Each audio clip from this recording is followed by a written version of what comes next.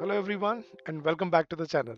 So guys, we're back with another session for your UPSC CSAT comprehension practice, and in this session we'll be covering some of the previous year questions from the year 2019, and this is the second part of the 2019 passages.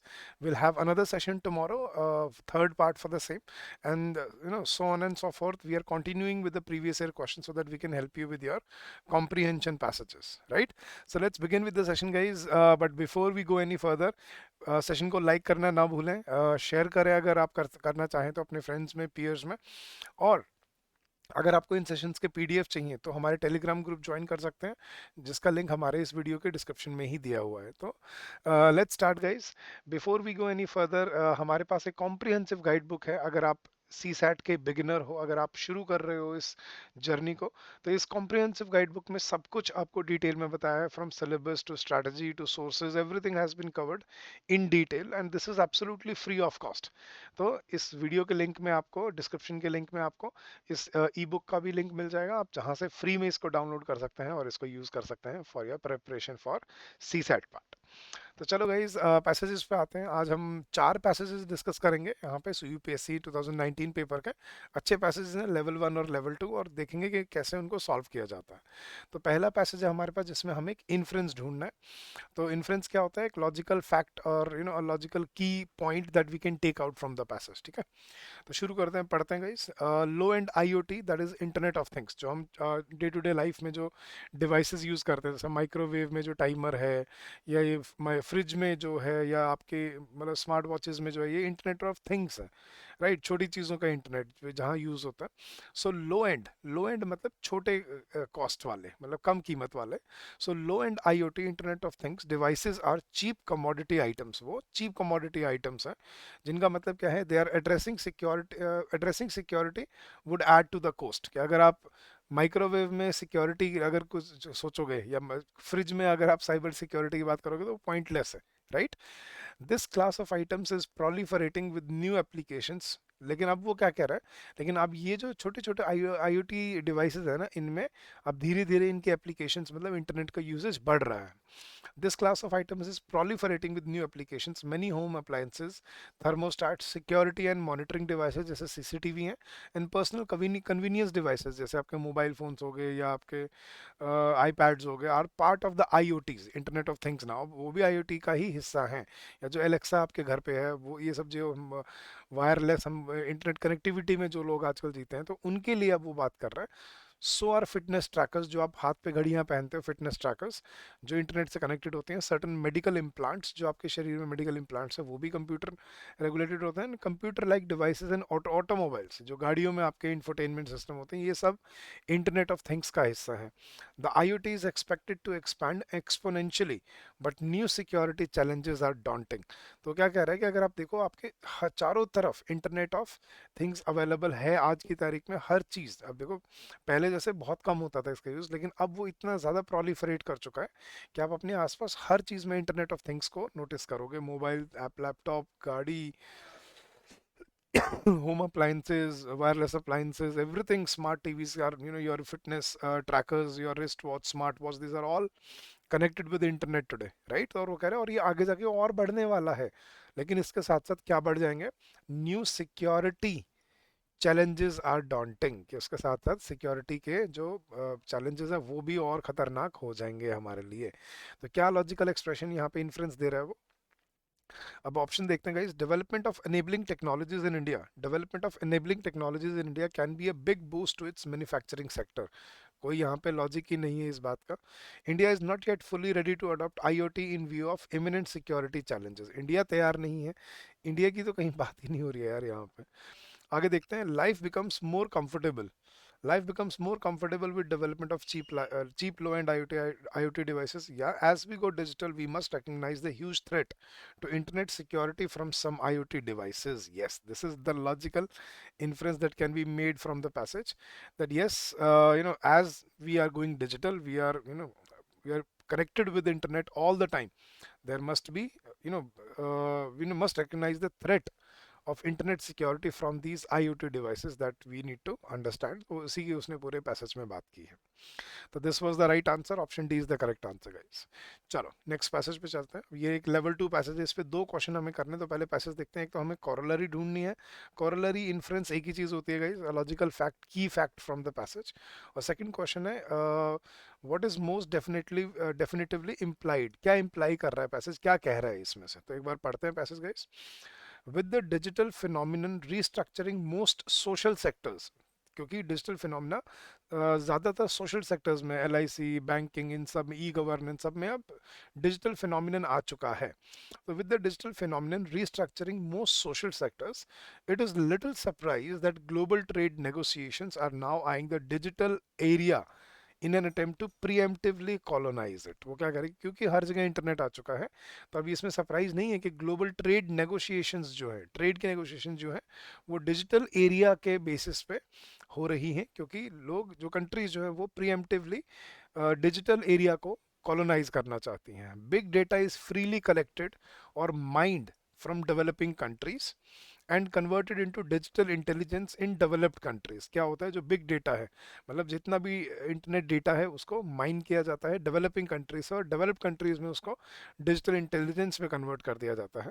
This intelligence begins to control different sectors and extract monopoly rents. इससे अलग अलग sectors को वो control करना शुरू कर देते हैं डेवलप्ड कंट्रीज, और मोनोपोली रेंट्स फिर वो एक्सट्रैक्ट करते हैं. A large foreign company providing cab service, for instance, is not a work of cars and drivers.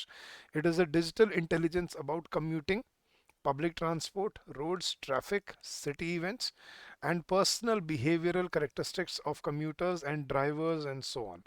अब जैसे उसने ओला उबर की बात कर रहा है यहाँ पे, वो कि भाई ओला उबर कहाँ है, इनके हेड ऑफिस कहाँ, अमेरिका पता नहीं किस कंट्री में है, लेकिन ओला उबर यहाँ कैसे चल रही है, क्या उनको फिजिकली यहाँ आना पड़ रहा है? नहीं.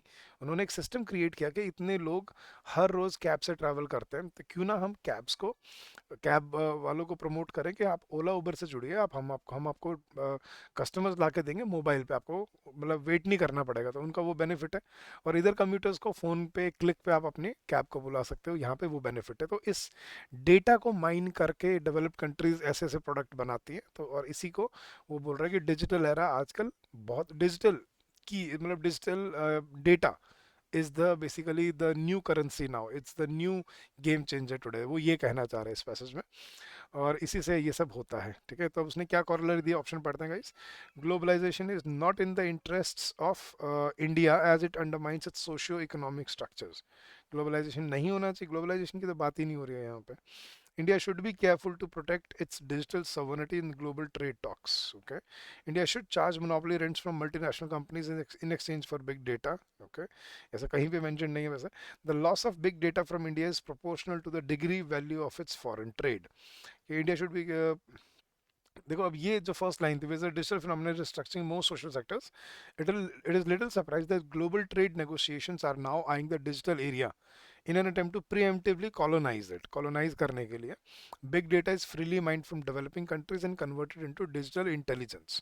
ठीक है, अब उसने बोला India should be careful to protect its digital sovereignty in global trade talks. उसको ऐसे बचाना चाहिए, वो ये कह रहा है. India should charge monopoly rents. Yeah, loss of big data is proportional to the degree value of its foreign trade. Loss of big data is equivalent to its foreign trade. Global trade negotiations are eyeing the digital area in attempt to preemptively colonise it. वो क्या कह रहे हैं कि global trade negotiation जो है, वो digital area को टारगेट कर रही है in an attempt to preemptively colonise that area. So I think the right answer is India should be careful to protect its digital sovereignty in global trade talks. कि global trade talks में अपनी digital sovereignty को India को protect करना चाहिए, क्योंकि ऐसे दूसरे देशों में पैसे जाते हैं, उनकी इकोनॉमी स्ट्रांग होती है, जबकि डेटा भी यहाँ से माइन हो रहा है और सर्विसेज भी यहीं पे दी जा रही हैं. तो ये नहीं होना चाहिए. तो India should be careful to protect its digital sovereignty. ये एक सही कॉरोलरी है, क्या जो की पॉइंट है जो था, और क्या इंप्लाई करना चाहता है ये भी देखते हैं. Big data is the key resource in the digital space. Okay, big economies create big data, they don't create big data, they mine big data. Access to big data is the prerogative of developed countries. That's not prerogative. They're doing it and they're trying to colonize it, and we have to be careful. Access to and possession of big data is characteristic of developed countries. Access to and possession of nahi. That's not a characteristic. They're doing it. But the right answer is big data is the key resource in the digital space. Digital space में big data जो है वो एक key resource बन चुका है, जो देखा जा रहा है, जिसको यूज किया जाता है. ठीक है. So I think these are the right answers. Next passage पे चलते हैं guys. The rural poor across the world, पूरी दुनिया में जो रूरल पुअर हैं, गरीब लोग हैं, ठीक है, rural poor across the world including India have contributed little to human induced climate change. कि गरीब लोग जो हैं दुनिया भर में, और इंडिया इंक्लूडिंग इंडिया, उन्होंने बहुत कम कंट्रीब्यूट किया है क्लाइमेट चेंज में. ह्यूमन इंड्यूस्ड मतलब जो इंसानों ने जो क्लाइमेट चेंज किया है फैक्ट्रीज में, फैक्ट्री से धुआं, पोल्यूशन, ये गरीब नहीं करते, ये इंडस्ट्रियलाइज और ये सब कर रहे हैं. तो गरीबों का इसमें सबसे कम हिस्सा है. Yet they are on the front line in coping with its effects. लेकिन सबसे ज़्यादा प्रभाव किस पे पड़ रहा है क्लाइमेट चेंज का? गरीबों पे. क्योंकि फसल उनकी खराब हो रही है, खाना उनको नहीं मिल रहा है, गरीब वो हो रहे हैं ज़्यादा, उनको प्रॉब्लम ज़्यादा आ रही है. Farmers can no longer rely on historical averages for rainfall. ये देखो भैया ना कि किसानों को प्रभाव कैसे पड़ रहा है. किसानों पे अब वो रेनफॉल की एवरेज पे डिपेंड नहीं कर सकते कि भाई इस साल भगवान करे अच्छी बारिश हो जाए तो अच्छी फसल हो जाएगी. वो अब नहीं कर सकते क्योंकि क्लाइमेट चेंज हो चुका है. एंड टेम्परेचर, वो टेम्परेचर भी वही रहे जो फसल को चाहिए. And the more frequent and extreme weather events such as droughts and floods can spell disaster. और ऐसे ऐसे क्लाइमेट चेंज से जो एक्सट्रीम वेदर इवेंट्स है, जैसे बाढ़ आ गई या सूखा पड़ गया, इससे किसान बर्बाद हो सकता है. And there are new threats as well, और नए थ्रेट्स भी, जैसे sea level rise, such as sea level rise and the impact of melting glaciers on water supply. कि वाटर लेवल इंक्रीज कर रहा है. How significant are small farms. Small farms कितने significant है इस कॉन्टेक्स्ट में? As many as 2 billion people worldwide depend on them for their food. 5.4 में से लगभग 2 बिलियन पीपल स्मॉल फार्म्स पे डिपेंड करते हैं एंड लाइवलीहुड. ठीक है. Small holder farmers in India produce 41% of countries food grains. मतलब लगभग लगभग 41% जो फूड ग्रेन है वो इंडिया में भी स्मॉल फार्म से ही आता है. ठीक है. तो basically and other food items that contribute to local and national food security. तो स्मॉल फार्म्स बहुत ज़रूरी है, छोटे फार्मर्स को प्रोटेक्ट करना बहुत ज़रूरी है. क्योंकि climate change can create disaster for such people who ironically are not the propagator of climate change in the first place. तो ये कहना चाह रहे हो. तो क्या corollary है वो देखते हैं पहले guys.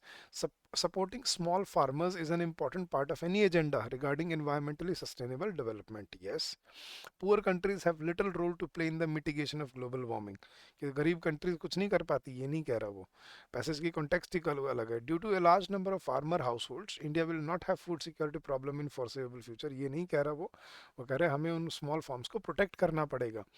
Next, only small holder farmers in India can ensure food security. अब ये एक्सट्रीम ऑप्शन तो शुरू में ही एलिमिनेट कर दिया करो, देखते ही गाइस. तो the right answer is supporting small farmers is an important part of any agenda regarding environmentally sustainable development. That is true.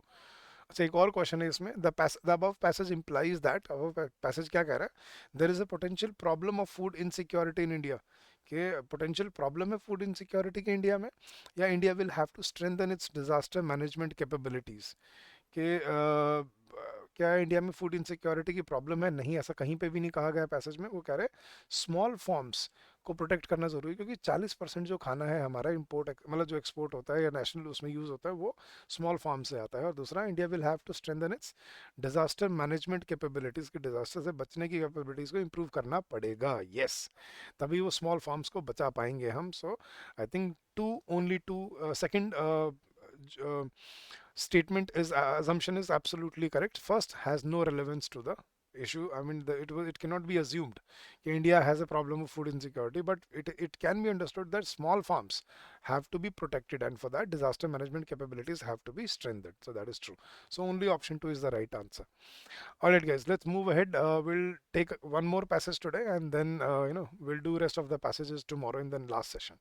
So this is again we are given two assumptions on the passage, three assumptions, and we have to see which of them is correct. Okay, so let's read the passage, guys. A changing climate, बदलता हुआ जो climate है, a changing climate and the eventual efforts of governments, however reluctant, बस जितने भी कम थोड़े बहुत जो efforts हैं government के, तो the changing climate and the eventual efforts of governments to deal with it could have a big impact on investors returns, कि बदलते प्रभाव से और गवर्नमेंट के एफर्ट्स का जो भी थोड़े बहुत वो करते हैं उसका प्रभाव इन्वेस्टर के रिटर्न्स पे बहुत बड़े तरीके से पड़ सकता है.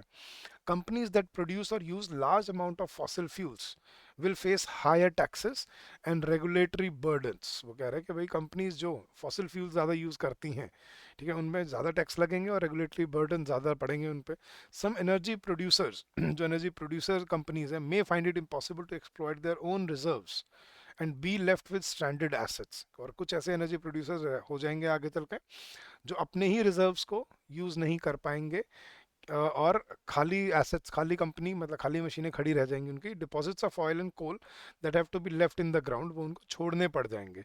ऐसे सिचुएशन आ जाएगी अगर क्लाइमेट ऐसे ही चेंज होता रहा तो.